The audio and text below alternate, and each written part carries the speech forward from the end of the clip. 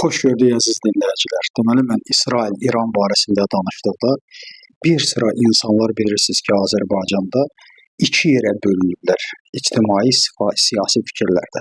Biz həm İranın tərəfdarları var burada kifayət qədər, həm də İsrailin tərəfdarları var. Ona görə də bəzi qardaşlarımız bizi, məzhəbçi qardaşlarımız, məsələyə İran prizmasından baxan qardaşlarımız, məsələyə Türkiyə sünni təsvibkeşliyi baxımından yanaşan qardaşlarımız deməli bizi başa düşmürlər və çox vaxtda mənə sionist deyirlər. Əvvəla bu sionist sayan insanlara da buradan bildirmək istəyirəm ki, valla yəni sionist o qədər dediniz, siz oradan maliyyələşsəydi cəhənnəm bilərdi ki, bunun bir necə deyirlər, nümunəsi oldu, bunun bir haqqı oldu verdilər. Qəti surətdə belə deyil. Qaldı Azərbaycanda olan insanların İsrailə qarşı münasibətini bildirim ki, və çalışıram ki, bunu bir dəfə bildirim, daha bunun sualını verməyəsiniz. Azərbaycanlı olaraq mənim İsrailə qarşı münasibətim, yaxşı bir söz var, deyir, bir bəla 100 nəsihətdən üstündür. Biz ən ağır vəziyyətimizdə, ən pis günümüzdə bəla başımıza gəldikdə İsraili o vaxtdan tanıyırıq. İsrailin Azərbaycana qarşı münasibətini o vaxtdan bilirik və bu mənada da qiymətləndiririk. Azərbaycan tarix etibarilə də Yəhudi xalqı ilə münasibətləri Xəzərlərdən gəlir və 1945-1933-cü il Hitler hakimiyyətindən sonra da bizə gələn Yəhudilərlə bizim münasibətimiz həmişə yaxşı olub və tarix boyda bu yaxşılıq davam edir və yenə deyirəm, bəlalı vaxtlarımızda biz İsraili gördük yanımızda. Bu mənada siyasi baxımdan bizim İsraillə münasibətimiz dost münasibətidir. Bu bir mənalıdır. Bunu qoyuruq kənara. Kimsə bunu dəyişdirə bilməz. Hansı axmaq insanlarsa bunu dəyişdirmək mümkündür. Bu mənim şəxsən İsrailə olan münasibətim. Amma digər məsələlərdə, müharibələrdə isə mən şərh etməyə çalışıram. Və çox haqlı olaraq bir qardaşımız, çox insanlar bunu soruşurdu ki, bəs İsrailin Qəzzada olan məsələlərlə necə bəraət qazandırırsan?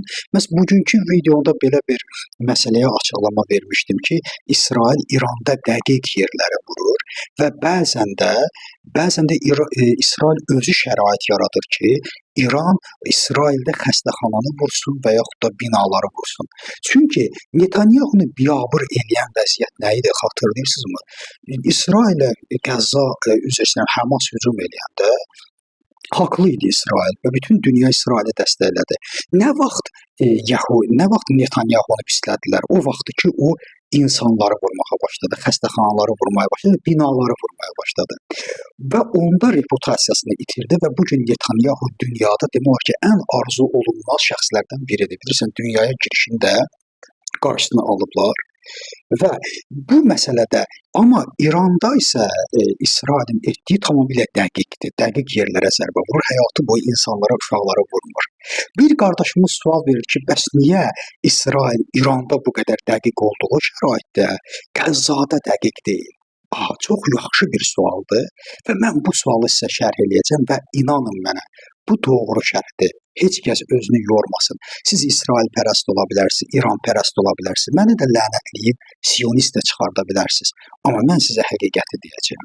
Niyə görə belədir? Niyə İsrail dəqiqdir İranda? Bazaları vurur dəqiqliklə.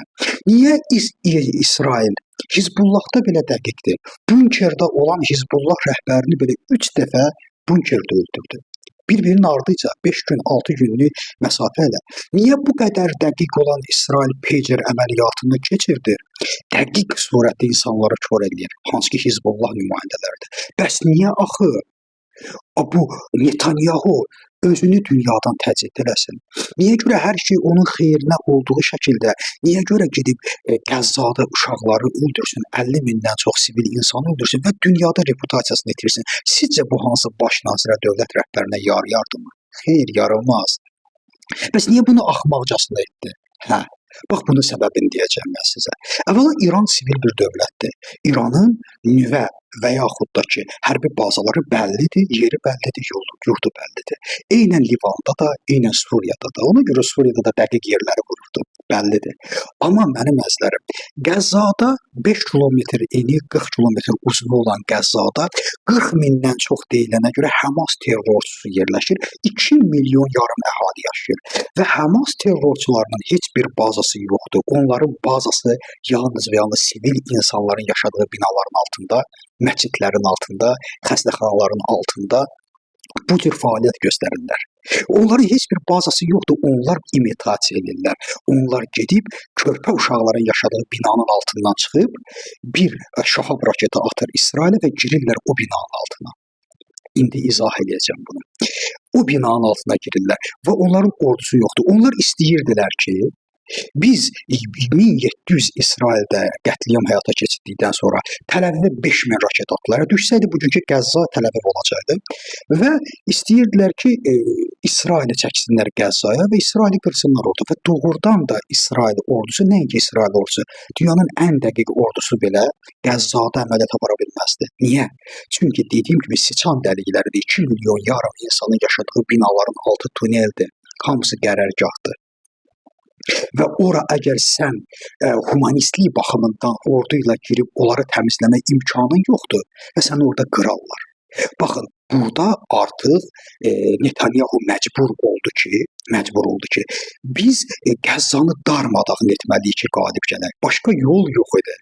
Və dediyim kimi, bu günləri sivil insanların yaşadığı yerlərdən şahab raketi atırsan, raket atdıqdan sonra İsrail hərbi hava hücumundan müdafiə sistemi oranı koordinatını tutur və o koordinata zərbə vurur. O koordinatda yazılmır ki, bura məsciddir, ya yaşayış yeridir. Orada yazılmır. Sən o bunkerdən vurulur. İsrail gedir o bunkerə zərbə vurur. O bunker də binanın altındadır. Məcburən o bina dağılır.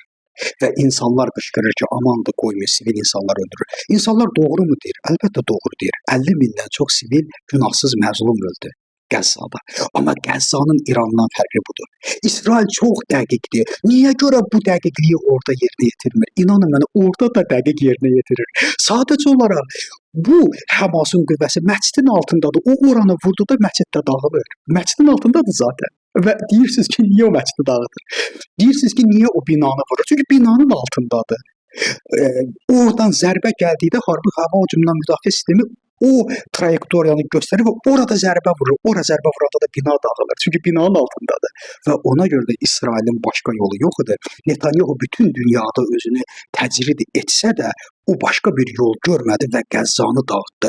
Hərbi baxımdan doğruydummu? Əlbəttə doğruydu. Çünki Qəzzanı ram etməyin başqa yolu yox idi. Ora darmadağın etmək lazımdır. Çünki orada bütün qüvvələr, terrorçular bina altında gizlənirdi. Və çox təəssüflər olsun ki, İran da onları tərifləyirdi. Türkiyədən də tərifləyirdilər. Həmas rəhbəri ilə görüşürdülər və xatırlayırsa Mahmud Abbas çıxdı dedi, bəsdirin də. İran hökumətinə də dedi ki, siz gedin öz işinizi görün. Hətta Türkiyə prezidentini də qınadı. Hətta Türkiyədə də dedilər ki, Mahmud Abbas pislik elədi bizə, biz onu təriflədik. Deyir, tərəfimizi saxlamırsınız, biz buradayıq. Topun ağzında olan Fələstin xalqıdır. Ey İsrail deməklə Fələstin xalqına kömək eləmədilər. Gördünüz, heç kəs kömək eləyə bilmədi. Gələ də bilmədi, gəlməyəcək də. Amma orada topun ağzında olan Fələstin xalqı və Mahmud Abbas daha yaxşı bilir. Və bu günləri Mahmud Abbasın apardığı doğru siyasət nəticəsində bugün Avropanın çox ölkələri artıq Fələstin dövlətinin tanınması məsələsini həyata keçirirlər. Həmasa görə yox, Mahmud Abbasa görə. Ona görə də mənim əzizlərim, buna şərh istəyirdiniz ki, bəs bunu çelişir sənin sözlərin, ziddiyyət təşkil edir. Bu ziddiyyət təşkil etmirəsində qalsa, hər bir müharibə, hər bir coğrafiyaya görə, hər bir situasiyaya görə müharibə aparılır və ona görə də bu müharibənin fərqliyi bundan ibarətdir. İnşallah ki, məni dəqiqliyi də anlamış oldunuz. Yəni, əsl həqiqət bundan ibarət idi. Təşəkkürüm diqqətinizə görə.